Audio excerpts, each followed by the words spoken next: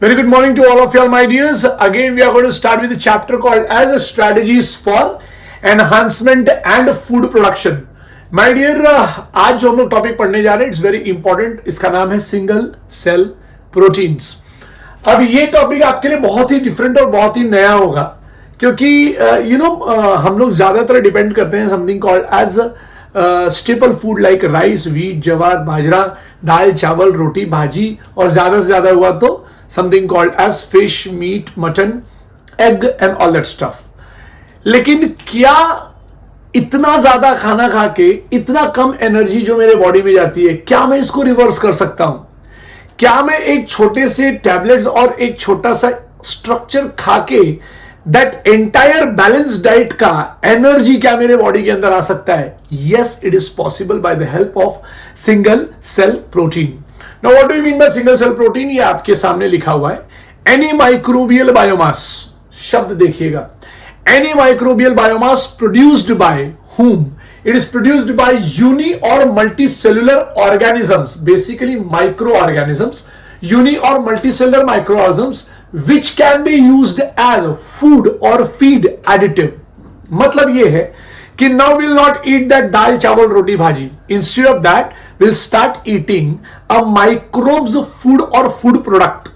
We can use uni or multicellular microorganisms or their products. So is it possible? Let us jump to the point. Now here what we are going to see is, now conventional agricultural production अगर चलता रहा तो आपको लगता है जैसे conventional agricultural products like pulses, cereals, vegetables and many more things, right? Fruits, etc. अगर इस तरीके से चलते रहे तो तुमको लगता है क्या जो प्रोडक्शन चालू है और दैट कंपैरिजन में production of something called as human population, जो एवर ग्रोइंग ह्यूमन पॉपुलेशन जो आपको दिख रहा है, आपको लगता है क्या कि ये जो कन्वेंशनल एग्रीकल्चरल प्रोडक्शन प्रोसेस जो चल रहा है, will it match, will it provide food to each and every person present on planet earth? Possibly not. So उस जगह पे हमने कुछ डिफरेंट लाया है, लेकिन यहां पे कोई लिखी हुई है बातें तो हम उसको देख लेते हैं. So conventional agricultural productions of cereal, pulses, vegetables, fruit etcetera may not be able to meet the demand of a food, may not be able to meet the demand of the food at the rate of which human and animal population is increasing. अब आप animal population क्यों पकड़ लिया Amit sir? आप मुझे question पूछ सकते हैं. तो मैंने एनिमल पॉपुलेशन इसलिए पकड़ा है वहां पे क्योंकि animal requires pastures to eat. एक काऊ को ही ले लो या एक एलिफेंट को ही ले लो तो वो कितना खाना खाएगी, फिर जाके वो जो है वो अपने बाकी के यंग वंस को पाल पाएगी या नेचर में रह पाएगी या इकोलॉजिकल साइकिल में रहेगी, right? So there are large number of things to do. So they are basically an entity or they are taking part in entire ecological system or a food web. Anyways, तो ये population जो increasing होते जा रहा है ना इतना ज्यादा, उसका demand cannot be met by something called as conventional agricultural procedure. मैं आपको एक एग्जांपल बताता हूं. If any person is vegetarian, imagine कीजिए कि कोई पर्सन वेजिटेरियन है and it had started eating non veg, मतलब चिकन या फिर मटन या फिर पॉर्क या फिर कोई भी चीज ऐसा खाना चालू कर देता है, the production of the plant increases by how much? You can see here. So if a person who is depending upon a grain, now it had jump to a meat diet.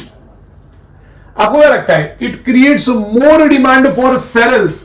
Example मैं आपको बता दूं, 1 kg meet बनाने के लिए आप imagine कीजिए, आप 1 kg बकरे का मटन खरीद लें या फिर 1 kg आप जो है वो चिकन का जो है वो चिकन खरीद लें, right? So this 1 kg it requires around 3 to 10 kg of grains. 1 kg of meat, 1 kg of meat और मटन इट रिक्वायर्स, वो बकरे के अंदर या जो ऐसे लोग हैं जिनको लोग खा लिया करते हैं, उसको 1 kg प्रोड्यूस करने के लिए it has to eat around 3 to 10 kg of grains. So if you jump from grain diet to a meat diet, basically if you are eating 1 kg of a meat, that goat to increase its 1 kg would have eaten 3 to 10 kg of what? 3 to 10 kg of something called as grains or cereals. तो इतना ज्यादा खाएगी तो ज्यादा वो 1 kg of meat by animal farming में बन पाएगा. अब मैं आपको बता दूं यहाँ पे more than 25% of human population, can you imagine my dear, 25% से ज्यादा human populations are they are suffering from hunger and malnutrition. आप इस बात को जानते नहीं रहेंगे but it's very true. So वो जो पर्सन्स लोग हैं, वो जो पॉपुलेशन है which is depending upon which are they are suffering from malnutrition and hunger, can they be protected? Can they be given a large amount of food? Right? How they can be given in a large amount of food? कैसे आप उनके घर तक या उनके तक पहुंचा सकते हैं? So for that, single cell protein is the alternative source. मैं आपको बता दूं मेरे बच्चों, single cell protein is what? It is nothing but a microbial biomass. Please याद रखना मेरा बात. Any microbial biomass produced by uni or multicellular microorganism and which can be used as food and feed additive, yes, it is termed as single cell protein. अब आप imagine करते होंगे कि वो स्पेस ट्रैवलर्स क्या खाते होंगे. वो स्पेस ट्रैवलर दाल चावल रोटी भाजी लेके तो बैठ के खाते नहीं है. So they require such type of diet. Not only that, आपने बहुत सारे बॉडी बिल्डर्स को देखा होगा, मेगा मास प्रोटीन्स ये वो यूज कर रहे हैं. आपको क्या लगता है that protein is being produced from grains? No, they have been produced from microorganisms. अब उन सारे लोगों का नाम मैं आपके सामने लेने जा रहा हूं मेरे बच्चों. Now these microbes are, they are being grown at the large scale to produce the product which I was telling to you, my dears. So here the microbes will be grown at the large scale, that is at the industrial scale, and they will be a source of a protein. मैं आपको एक बात और बता दूं मेरे बच्चों, जब मैं सिंगल सेल प्रोटीन की बात करता हूं तो the single cell protein not only deals with protein. Point to be noted my dear students, single cell protein not only deals with protein, it also deals with carbohydrates, fats, vitamins, proteins जो मैंने यहां पे सारे लिख के रखे हैं, and minerals. तो आपको अगर कोई बोले ना कि single cell protein deals with only production of proteins and large number of proteins will be produced and will be given to the community or a person, तो ऐसा नहीं. सिंगल सेल प्रोटीन में सब कुछ आता है. हम अभी डिस्कशन करेंगे माय डियर, ठीक है. सो हम लोग जो है वो फिलहाल तो मैंने यहाँ पे good source source of a good protein के लिए वो जो पॉइंट रखा है, लेकिन आगे चलते हैं. अब सबसे ज्यादा प्रोटीन हमको कहां से मिलेगा? हमको सबसे ज्यादा प्रोटीन मिलेगा स्पाइरुलिना से. मैं बता देता हूं, ये आता है एल्गे के ग्रुप में, ठीक है. So spirulina can be grown easily कहां पे? Material like waste water from, मैं 3-4 नाम लेने वाला हूं. Material like waste water from potato processing plants. अभी जो पोटैटो प्रोसेसिंग प्लांट्स में इसलिए बोल रहा हूं क्योंकि this plant contains starch in their waste material. तो गटर जैसा बहते रहता है पोटैटो प्रोसेसिंग प्लांट्स.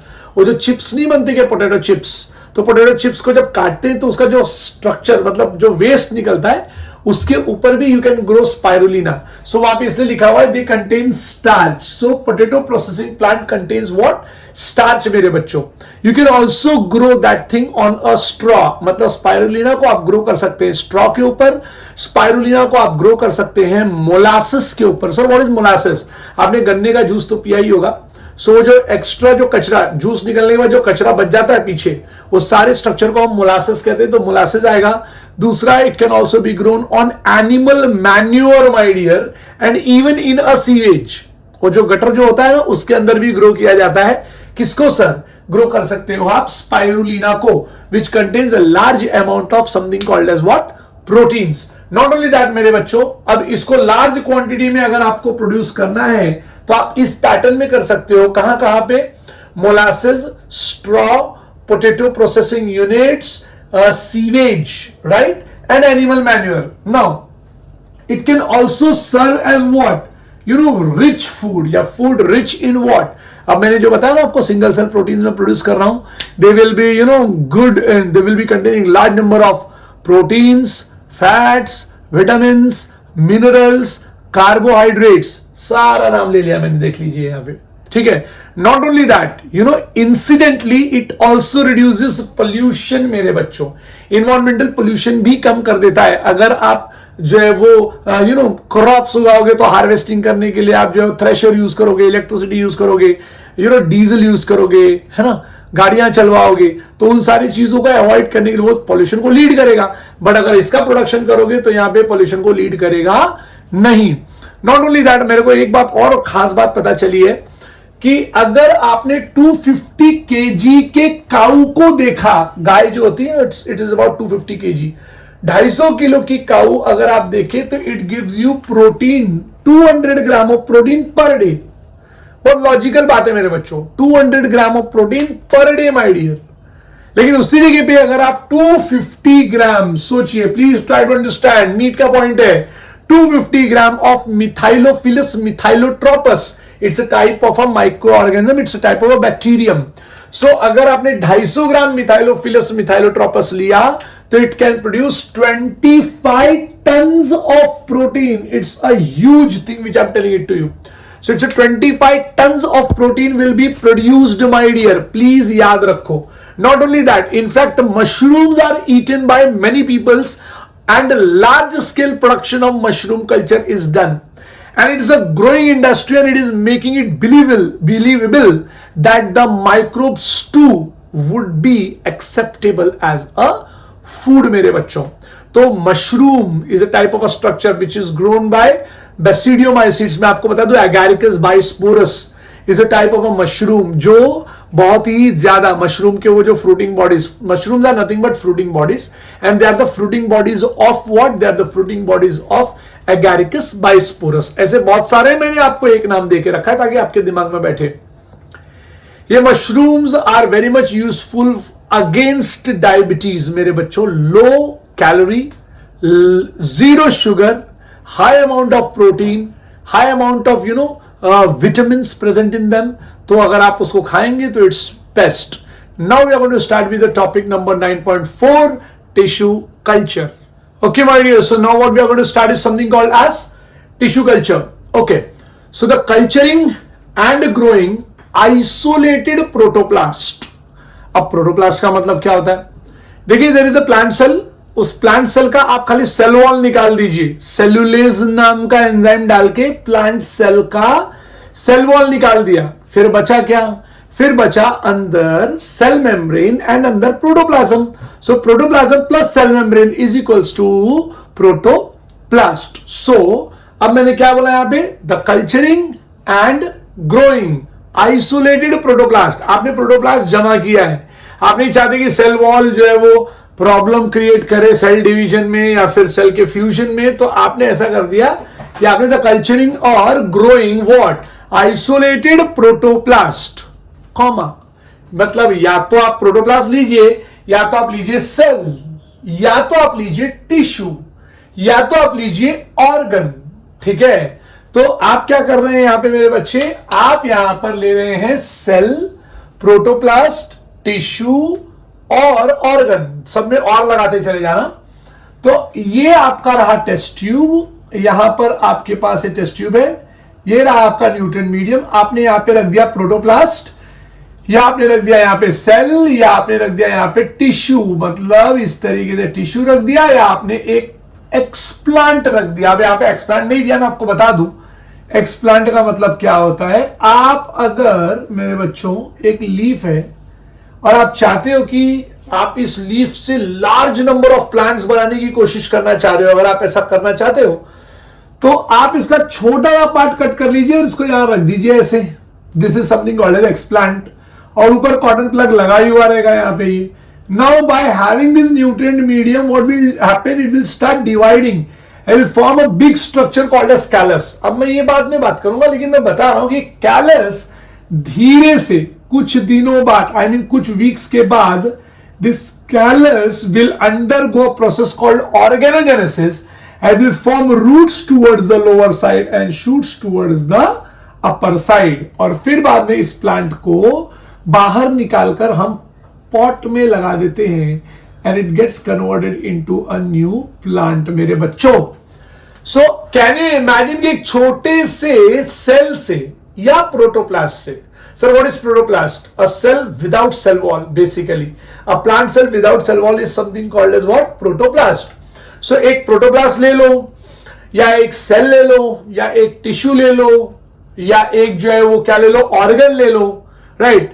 इसमें से कोई भी एक चीज ले लो और रख दो उसको किस पे, न्यूट्रिएंट मीडियम पे. Now this is nutrient medium मेरे बच्चों. Under which condition, under controlled aseptic condition. Now what do you mean by controlled aseptic condition? Control का मतलब होता है everything which you had put in this nutrient medium is very properly measured. So that is what is something called as controlled. And second important point is something called as aseptic condition, my dear. Aseptic condition का मतलब होता है एक भी micro organism वहां पर नहीं होना चाहिए. So यहां पर क्या हुआ मैं आपको एक बार और बता दूं. कल्चरिंग और growing. So culturing or growing isolated protoplast or cell or tissue or organ, right? यहां पे सारा नाम लिखा है. On nutrient medium under controlled aseptic condition to produce क्या, complete plant. जैसे मैंने सामने प्रोड्यूस करके दिखाया आपको. complete plant or plant part is termed as what, tissue culture my dear. और ये टिश्यू कल्चर का आइडिया पहली बार देने वाले अंकल का नाम था Haberlandt, right. He was a German scientist and he performed tissue culture on the phloem of a carrot. Phloem cells को लिया और इसी तरीके से उगाया और एंटायर नया प्लांट बनाया उन्होंने कैरेट का. So it's very important and he demonstrated a word called as totipotency. Now what is totipotency?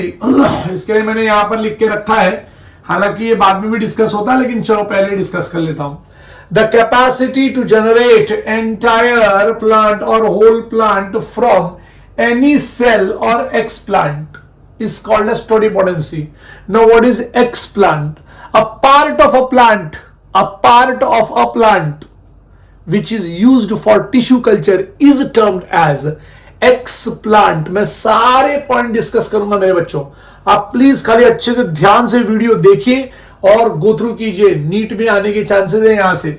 सो ये काम उन्होंने 1950 में किया था. तो 1950 में whole plant, whole plant could be regenerated from explant. Now what is explant? जो मैंने अभी बोला, any part of a plant taken out from the plant. Any part of a plant.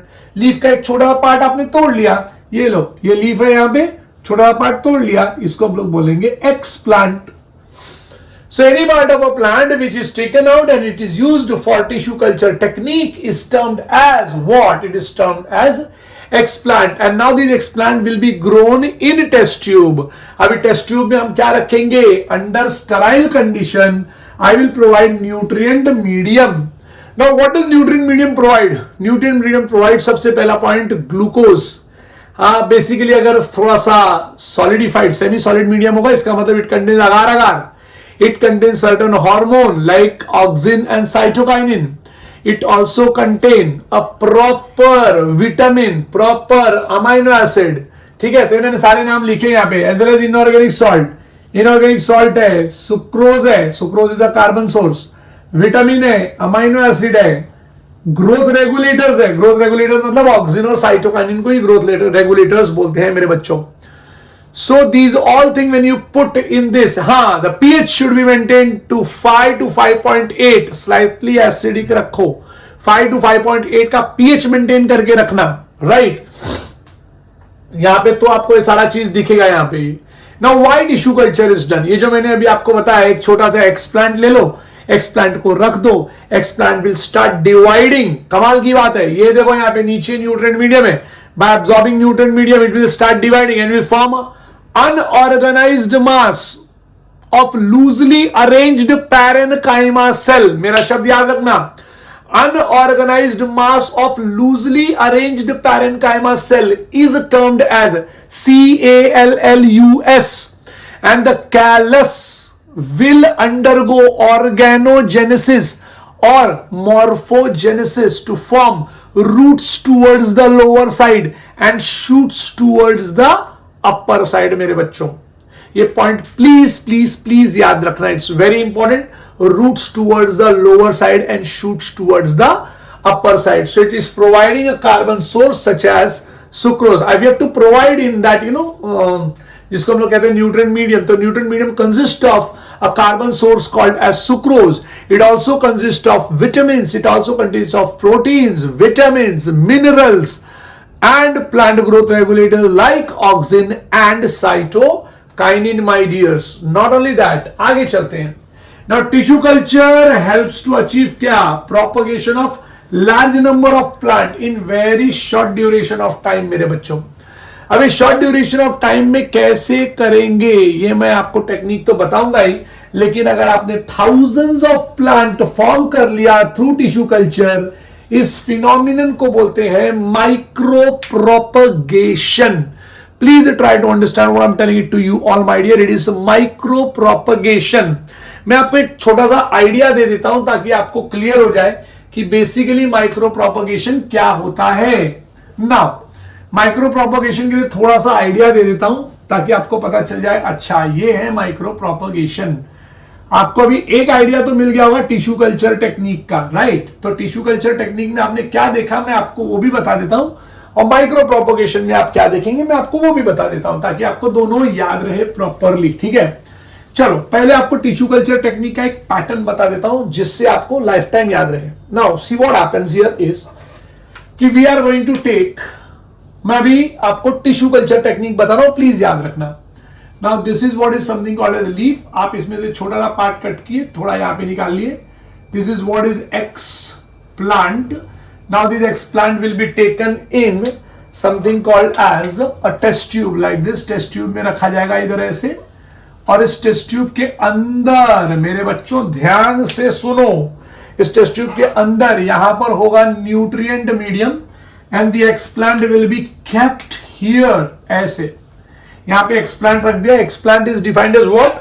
Explant is defined as any part of a plant which is being used for tissue culture. Okay, और ऊपर ये लग जाएगा तुम्हारा ऐसा ये cotton plug. अब ये न्यूट्रिएंट मीडियम है, नीचे NM लिख देता हूं, न्यूट्रिएंट मीडियम है, ये एक्सप्लांट है. कुछ देर बाद क्या, कुछ देर मतलब कुछ वीक्स में, एक वीक के अंदर, एक वीक ज्यादा नहीं, एक वीक के अंदर यहां पे the explant will show you loosely arranged parenchyma cell. Divide हो गया मेरे बच्चों, ध्यान देना. ठीक है, डिवाइड हो गया यहां पे लूजली अरेंज्ड पैरेन्काइमा सेल, यहां पर से ये, एंड यहां पे रहेगा कॉटन प्लग लाइक दिस. अब ये loosely arranged parenchyma cell will undergo morphogenesis, और मॉर्फोजेनेसिस के चक्कर में it will form shoots towards the upper side and roots towards the lower side. मेरे बच्चों में आपको बता दूं, रूट फॉर्म करने के प्रोसेस को हम लोग बोलते हैं राइजोजेनेसिस, एंड शूट फॉर्म करने के प्रोसेस को हम लोग बोलते हैं काउलोजेनेसिस. प्लीज याद रखना मेरे बच्चों. सो यहां पे ये है कैलस, CALLUS, यहां पे ये है एक्सप्लांट. ठीक है, एंड यहां पे फॉर्म हुआ रूट, यहां पे फॉर्म हुआ शूट. तो यहां पे प्रोसेस का नाम था मॉर्फोजेनेसिस. और वर्ड याद रखना, मॉर्फोजेनेसिस तो आपने लिख ही दिया यहां पे. अब मॉर्फोजेनेसिस में दो पार्ट होगा, शूट निकलेगा तो लिखेंगे आप काउलोजेनेसिस, एंड रूट निकलेगा तो आप लिखेंगे राइजोजेनेसिस. प्लीज याद रखना, काउलोजेनेसिस एंड राइजोजेनेसिस मतलब मॉर्फोजेनेसिस हो गया यहां पे. हाँ, मॉर्फोजेनेसिस का दूसरा नाम होता है ऑर्गेनोजेनेसिस. सो ये जो मैंने आपको बताया, this was a tissue culture being done by mister Haberlandt. तो अब माइक्रो प्रोपोगेशन क्या होता है मैं आपको ये भी सिखा देता हूं ना. मुझे थोड़ा सा ही मिटाना पड़ेगा, लेकिन चलो मिटा देते हैं. Now this thing is not given in your book, but yes you have to remind this thing my dear, क्योंकि क्या है कि ये एग्जाम में आ सकता है. आपको लोग पूछेंगे एक्सप्लांट मतलब क्या होता है, पीएच कितना रखना है, तो यू शुड नो भाई पीएच जो है 5 to 5.8 रखना है, slightly acidic.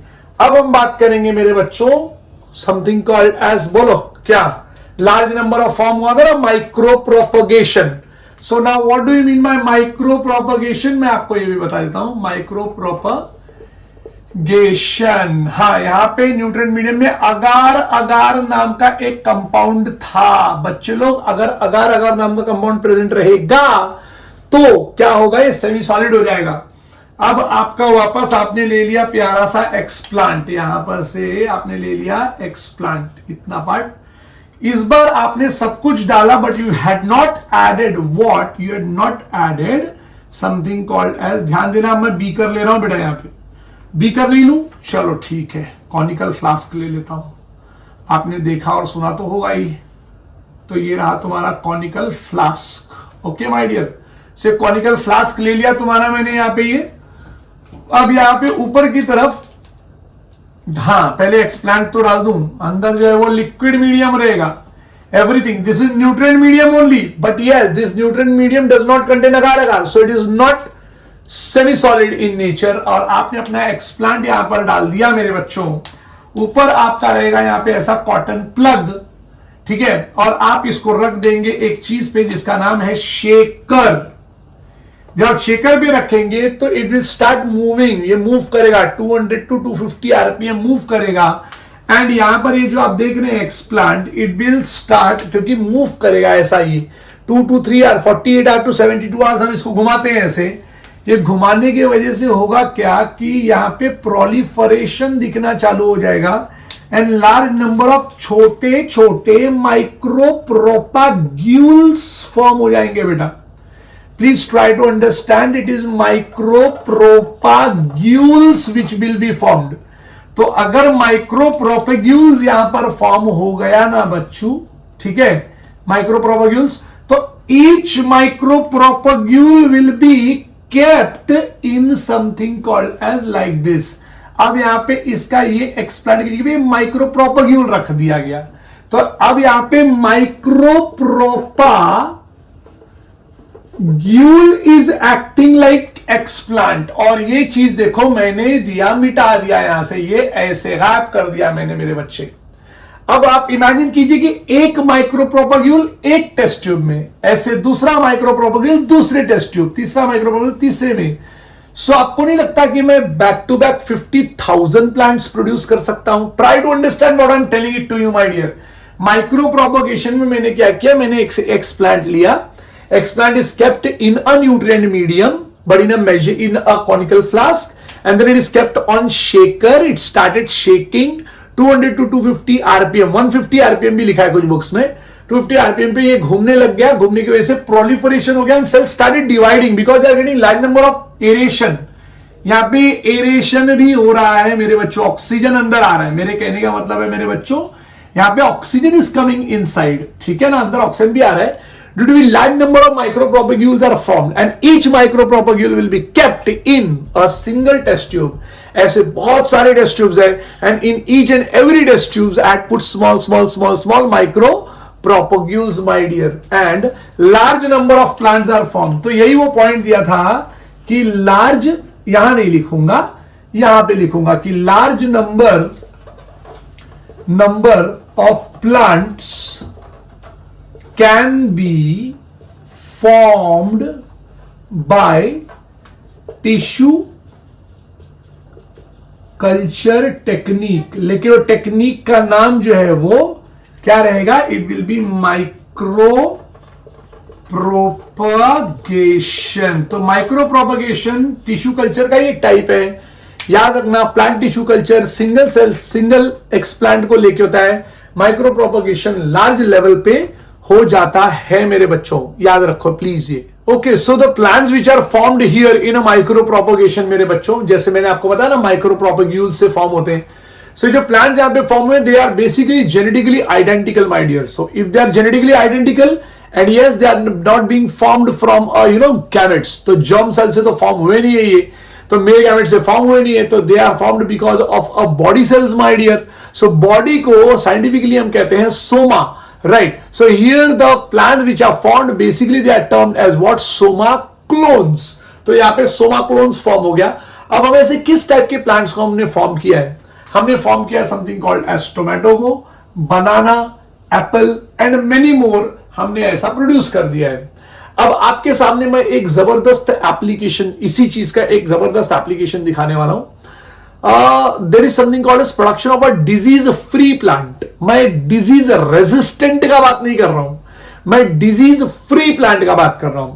Now what do you mean by the word disease free plant? My dears, आपके घर के आजू बाजू में कोई ऐसा पेड़ होगा जो बहुत ही ज्यादा जिसको डिजीज लग चुका है, and that plant is very much important for you. Just imagine this thing, right? आपके घर के सामने एक प्लांट है जिसको बहुत डिजीज हुआ है, बट वो प्लांट आपके लिए बहुत ज्यादा इंपॉर्टेंट है. माने ऐसा प्लांट अब दुनिया में कहीं नहीं है, आपको ऐसा प्लांट को लेकिन बचाना है जबकि बहुत सारा डिजीज लग चुका है. You know, whenever a disease is caused to a plant, let it be viral or let it be bacterial or let it be fungal, any of them, मैं आपको बता दूं मेरे बच्चों, ये बैक्टीरियल और वायरल डिजीजेस ये अपाइकल मेरिस्टेम और एक्सिलरी मेरिस्टेम को नहीं लगते हैं. मतलब that part will be clean, that part will be, you know, it will not contain a virus और अ बैक्टीरिया इन इट. सो अगर मैंने वो पार्ट, वो meristem, that is apical meristem और एक्सिलरी मेरिस्टेम, अगर मैंने निकाल लिया और निकाल के मैंने कर दिया प्लांट टिश्यू कल्चर, तो मुझे वो प्लांट वापस मिल जाएगा माय डियर, कल्चरिंग के फॉर्म में. और एक नहीं, बहुत सारा मिल जाएगा अगर मैंने माइक्रो प्रोपोगेशन कर दिया.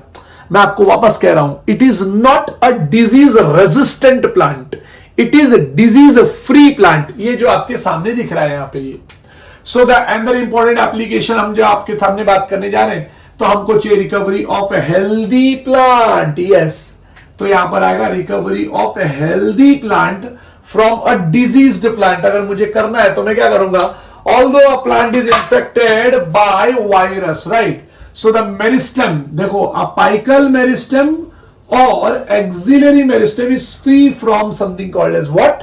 Virus, my dear. So we can remove the meristem, हम मेरिस्टेम को रिमूव कर सकते हैं, and we can grow in vitro. In vitro मतलब लैब में, याद रहे, लैब में प्लांट टिश्यू कल्चर टेक्निक के थ्रू अगर मैंने इसको ग्रो कर दिया तो मैं ऑब्टेन कर लूंगा वायरस फ्री प्लांट. अब हमने ऐसे कौन कौन से प्लांट्स को उगाए हैं मेरे बच्चों, तो आप मुझे बताएंगे. सबसे पहले देखो यहां पे मैं बताता हूं, scientists are succeeded in culturing a meristem of what? Meristem of banana, sugarcane and pea.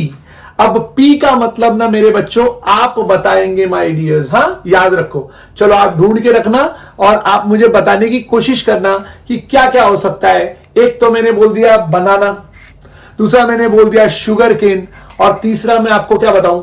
चलो एग्जांपल मैं ही दे दूं आपको. The answer is potato. So banana, sugar cane and potato, ऐसे लोगों को साइंटिस्ट लोगों ने इस टाइप के कल्चर मीडियम पे ग्रो करने की कोशिश की, and you know they were very very very much successful to grow such type of plants. Now what we are going to start is a very important topic called as somatic hybridisation. देखो कमाल है ना, है somatic hybridisation, लेकिन मैंने लिखा है protoplast fusion. तो मैं एक काम करता हूं, मैं जरा यहां पे सोमैटिक हाइब्रिडाइजेशन भी लिख देता हूं ताकि आपको गड़बड़ी ना हो मेरे बच्चे लोग. ओके, सो अब यहां पर आप क्या देखेंगे, जरा ये भी देख लीजिए, है ना. सो मैंने नाम लिखा है प्रोटोप्लास्ट फ्यूजन. मैंने क्यों नाम लिखा है प्रोटोप्लास्ट फ्यूजन, मैं आपको ये भी एक्सप्लेन करूंगा, लेकिन चलो फिलहाल इसको मिटा देता हूं. दोनों नाम लिख देता हूं वापस. सो सबसे पहले नाम लिखूंगा सोमैटिक हाइब्रिडाइजेशन, और यस यहां पर एक और वर्ड लिखूंगा प्रोटोप्लास्ट फ्यूजन. अभी क्या है ये वर्ड का importance, line by line discuss करते हैं माय डियर्स. ओके, अब यहां पर मैं ये थोड़ा सा मिटा देता हूं और आपको डायग्राम के साथ एक्सप्लेन करता हूं, जो एक्सप्लेनेशन कार्पेचेंको नाम के साइंटिस्ट ने दिया था. ठीक है, जो आपके बुक में नहीं है, लेकिन मैं तो डिस्क्रिप्शन दूंगा. ठीक है. Now what is the point here, I am going to explain you all my dear. ठीक है. सबसे पहली बात, सोमैटिक हाइब्रिडाइजेशन मतलब पक्की बात है कि मैं ऐसे लोग का फ्यूजन करने वाला हूं जो सेक्स सेल नहीं होंगे, मतलब जो गैमेट्स नहीं होंगे. ठीक है. सो यहां पर हमने क्या किया, हमने सिंगल सेल आइसोलेट कर लिया, ये ऐसे. ठीक है, विद अ डिजायर्ड पॉइंट. ये मान लेते हैं पोटैटो का सेल है, और दूसरा एक और ले लेता हूं, टोमेटो का भी सेल ले लेता हूं. ठीक है, टोमेटो का सेल ले लेता हूं. ये मुझे कुछ इस तरीके से दिखेगा. ठीक है, ये ऐसे. ठीक है. नाउ उसके बाद क्या लिखा है, सेल वॉल इज डाइजेस्टेड, क्या डालना पड़ेगा यहां पर, एक केमिकल डाल दो सेल्यूलेज, क्योंकि ये सेल वॉल बना रहता है सेल्यूलोज का, दोनों का। सेल्यूलेज डाल दिया, जैसे ही सेल्यूलेज डालोगे सेल वॉल डाइजेस्ट हो जाएगा, क्या बचा, सेल बच गया। अब सेल बच गया यहाँ पे, तो ये स्ट्रक्चर ऐसे है, ये 2 सेल हो गया यहाँ पे। अब आपकी देखो क्या लिखा है यहाँ पे, नेकेड प्रोटोप्लास्ट ऑब्टेन्ड, ये देखो नेकेड प्रोटोप्लास्ट ऑब्टेन्ड हो गया। Isolated protoplast from 2 different varieties, मान लेते पोटैटो और टोमेटो ले लिया, 2 अलग अलग वैरायटीज ले लिया, मान लीजिए, आपकी बुक में एक्सप्लेनेशन है उसका। ईच हैविंग डिजायर्ड कैरेक्टर्स ले लिया हमने यहाँ पे, कैन बी फ्यूज्ड। अब याद रहे मैंने यहाँ पे 2 अलग अलग स्पीशीज लिया है, आप वैरायटीज भी ले सकते हैं। मैं ये एक्सप्लेनेशन इसलिए दे रहा हूं क्योंकि आगे एक्सप्लेनेशन है, समझे मेरे बच्चों, आगे एक्सप्लेनेशन है, ठीक है, पेज नंबर 177 पे है एक्सप्लेनेशन। यहां पर उन्होंने वैरायटीज बोला है, मैंने स्पीशीज लिया है, याद रखना 2 अलग अलग species, right. Each having desired character, ठीक है, हमने ले लिया ऐसे डिजायर्ड कैरेक्टर, एग्जांपल लेके कर रहा हूं। Can be fuse to get hybrid protoplast. अब फ्यूज कैसे करेंगे, बाय अ फ्यूजोजेनिक एजेंट, नाम है पीईजी, पॉलीइथिलीन ग्लाइकॉल। और जैसे ही आप ये करोगे, आप यकीन नहीं मानोगे, ये दोनों के दोनों हो गए फ्यूज। जैसे ही प्रोटोप्लास्ट फ्यूज हो गए, मैं बार बार कह रहा हूं, मैंने 2 अलग अलग स्पीशीज लिया है जो आपके बुक में दिया है, लेकिन डिस्क्रिप्शन के वक्त उन्होंने वैरायटीज लिखी है, प्लीज शब्द याद रखना। और यहां पे फ्यूज हो गया, ये फ्यूज होके इसको हम करेंगे प्लांट टिश्यू कल्चर, ठीक है। और जब आप इसका प्लांट टिश्यू कल्चर करोगे ना मेरे बच्चों, क्योंकि ये जो हाइब्रिड प्रोटोप्लास्ट फॉर्म हुआ है, प्लांट टिश्यू कल्चर करोगे तो ये प्लांट उग जाएगा, और ये बेसिकली टोमेटो का ही प्लांट रहेगा, लेकिन इसमें पोटैटो के भी कैरेक्टरिस्टिक रहेंगे। ये आपके पेज नंबर 177 के लास्ट के 3 या 4 लाइन में एक्सप्लेन करके दिया हुआ है। तो ये जो स्ट्रक्चर फॉर्म हुआ है डिजायरेबल कैरेक्टर्स का मेरे बच्चों, यहां पे it is somatic hybrids, okay, somatic hybridisation. Now imagine, आपके बुक में स्टेटमेंट है, imagine a situation where protoplast of tomato is fused with the protoplast of potato, so the thing which will be formed will be containing the characteristic of tomato as well as potato, my dear. Well, this had been achieved, my dear, resulting in a formation of tomato. एक tomato जैसा ही है, इसका नाम है pomato.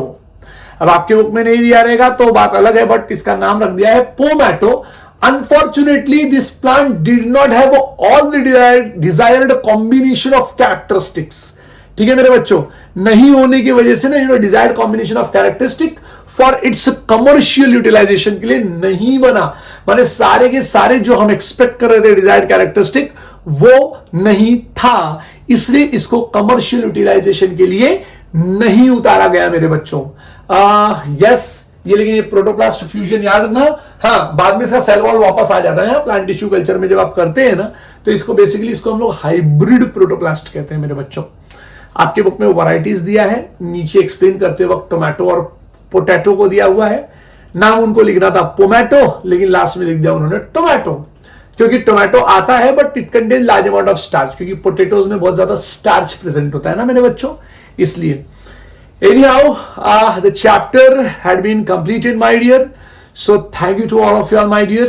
Have a good day. We'll be starting with another brand new chapter in next module. Thank you.